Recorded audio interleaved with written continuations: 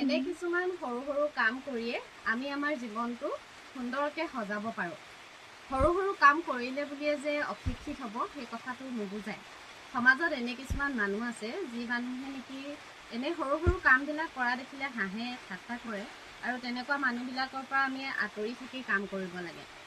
আৰু তেনেকুৱা মানুহে ভালটো হ'লে বেয়া পায়, বেয়াটো হ'লে ভাল পায়। কাৰণ বেয়া হ'লে বদনাম গাব পাৰিব, ভাল হ'লে তেওঁলোকে দেখি উন্নতি দেখি জ্বলে, আৰু সেইকাৰণে তেওঁলোকে ভাল হ'লে বেয়া পায় আৰু বেয়া হ'লে তেওঁলোকে ভাল পায়। গতিকে মানুহৰ কথা আমি শুনিব নালাগিব। সৰু সৰু কামবিলাকৰ পৰাই আমি ধুনীয়াকৈ জীৱনটো চলাই নিব পাৰোঁ। আৰু কথা এষাৰ আছে নহয়, বোলে খাব জানিলে চাউলেই চিৰা, বহিব জানিলে মাটিয়ে পীৰা। আৰু এনেই তুলং ভুতুংকৈ ঘূৰি নুফুৰিবা অসমীয়া ডেকা, পাৰা যদি পদপথৰ টকাকেইটা বুটলা। হয়নে নহয় ক'বচোন আপোনালোকে, পদপথত কিমান টকা পৰি আছে, বুটলিব জানিলেই হ'ল। গতিকে আমি সৰু সৰু কামবিলাকৰ পৰা আৰম্ভ কৰোঁচোন।